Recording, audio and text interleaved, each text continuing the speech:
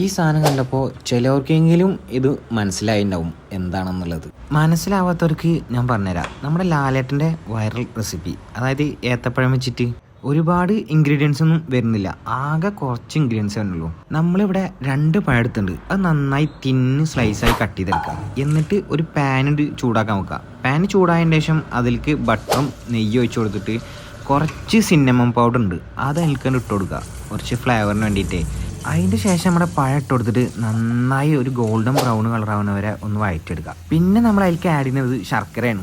ഒരു 2 കഷ്ണം ശർക്കര ആഡ് ചെയ്ത് കൊടുത്തിട്ടുണ്ട്. പിന്നെ ഗ്രേറ്റഡ് കോക്കനട്ടും, അതായത് ചിരകിയ തേങ്ങയും അതും കൂടെ ആഡ് ചെയ്താൽ നമ്മുടെ സാധനം റെഡി. പിന്നെ അത് പ്ലേറ്റ് ചെയ്യുക. പ്ലേറ്റ് ചെയ്തതിൻ്റെ ശേഷം അതിൻ്റെ മേലേക്ക് 2 സ്കൂപ്പ് ഐസ്ക്രീമും അതിൻ്റെ മേലേക്ക് കുറച്ച് ഡെക്കറേഷന് വേണ്ടി കുറച്ച് ഹണിയും സിറപ്പും ആഡ് ചെയ്താൽ സാധനം റെഡി. അപ്പോൾ എന്തായാലും ഉണ്ടാക്കി വെക്കുക, മസ്റ്റ് ട്രൈ ആയിട്ടാണ്. അപ്പോൾ അടുത്തൊരു വീഡിയോ കാണാം. ബായ്.